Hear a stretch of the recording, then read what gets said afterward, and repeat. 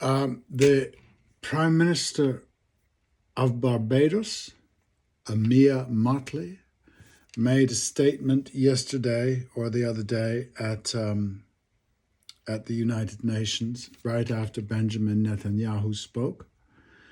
The title of it's on YouTube.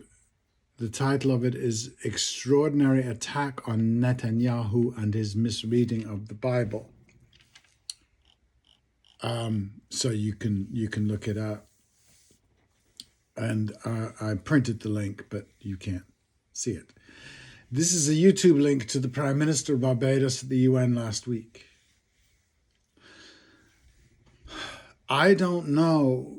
It is just a matter of IQ, which is undoubtedly some of it, though I am not a fan of that measure, or more likely cultural, that I could not find a leader of this country in my lifetime capable of what she is saying, of what she said.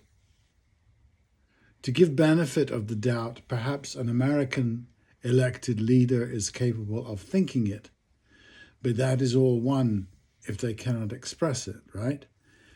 If our discourse demands the moronic tropes US politicians engage us with, if it demands that, it's not her politics. Conservative politics have no purchase on me, since our traditional values and ways are failures to me. So I'm inherently only interested in what is not here, or rather, a rather radical change is called for to return us to humanity, but let that go. There have been very articulate conservatives, certainly a few who can make their point of view seem humane. Winston Churchill. That is a remarkable skill. But this woman's speech suggests to me that the discourse in Barbados is at a high level, much higher than ours, and it would require some serious argument to convince me otherwise. As I say, IQ is a silly measure I rarely use, though here in Northeast USA, it is a value people swear by. It is a dollar sign, a predictor of wealth, America's only potent value, but her statement is a shock on several levels deeper than its intelligence. It proves Netanyahu is a functional idiot, a prisoner of an idiot's ethos that tragically his allies share. The shame is bewildering because of what it reflects about the society he represents.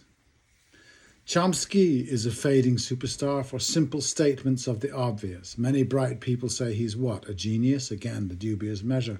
I would say he is simply not delusional. He may be Socrates' realist to Pericles' delusional. Humiliating the rest of Hellas is probably not the best plan. Kamala, but you can't help it, can you? Is she stupid? Again, I think so, but it is more about hubris. Is it more about hubris? Better than Biden and Trump? Okay. Better at articulating the delusion? Not a high bar this time round, a very good reason to bar Drs. Stein and West from the presidential debate. They are not Bajan PM material, but at least dipping into the same flowing river she does. The PM is a black woman, Chomsky notwithstanding, the place whence profundity flows more and more, and she has a touch of the poet, and she uses your tome, your Bible, as it should be, poetically, not sillily. I just heard, tangentially, John Sopel, a wonderful chap, British journalist, talk about being terrified of Margaret Thatcher in person. Why?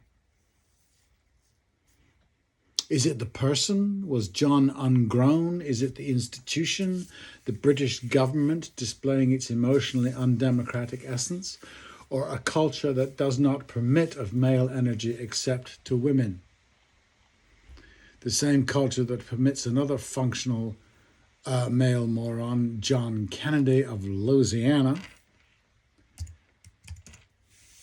to browbeat a woman of Arab descent in terms so clan, somebody in the room should have stood up and said, at least you, sir, are out of order.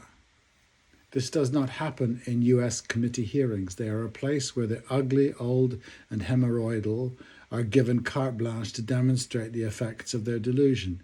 "I am speaking," she said, and the bleachers howled with delight, evidence of a people whose access to delight is probably curtailed by, you guessed it, their delusion.